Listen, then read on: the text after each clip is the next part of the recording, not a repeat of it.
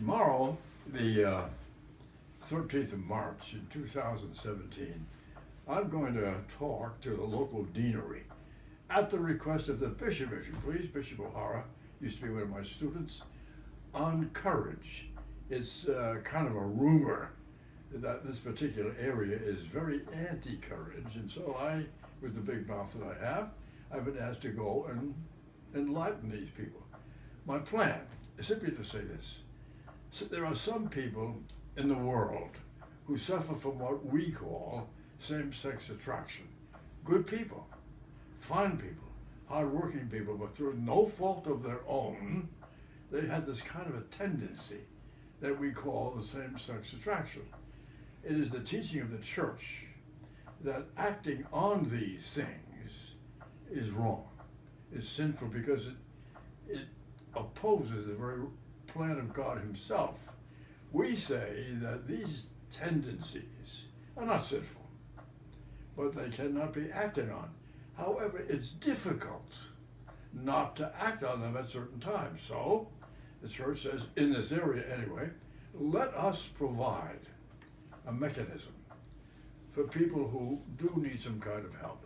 So some people founded a thing called Courage, where people go weekly to a weekly meeting to discuss with honesty and transparency and courage the problems they have in dealing with this. And mirabile dictu, with the grace of God, you see, I have seen over 22 years, miracles of people being turned from despair and pessimism into courage and hope and great self-esteem.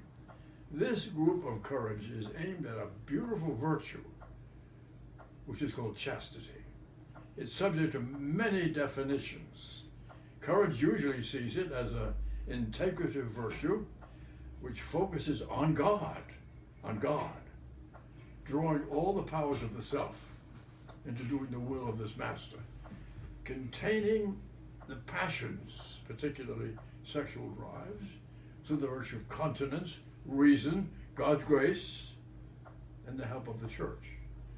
Now, for some reason, I must confess, I don't know why people are opposed to this, even people within the church. I have had the gall to say, why? Why do you oppose this?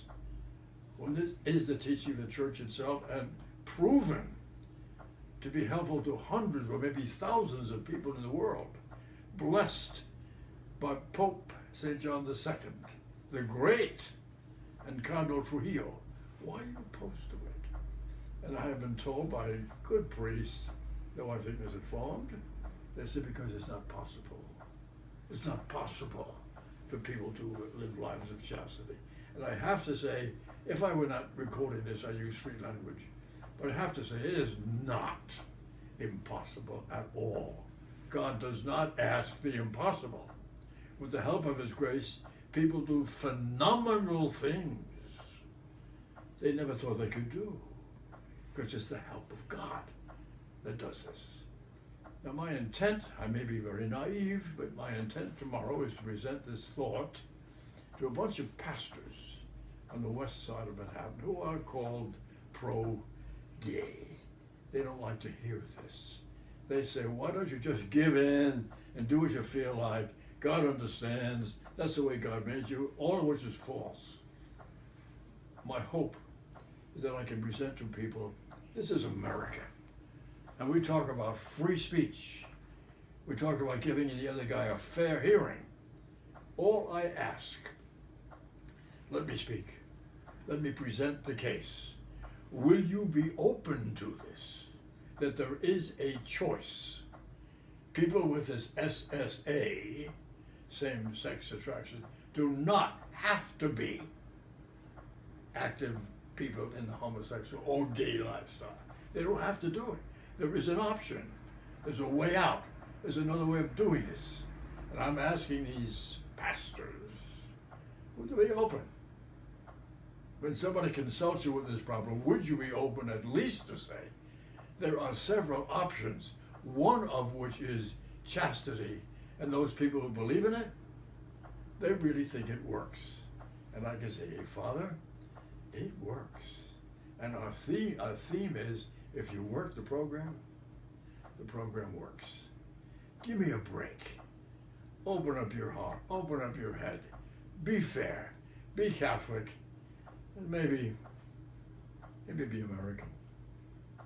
What do you think? That's my message.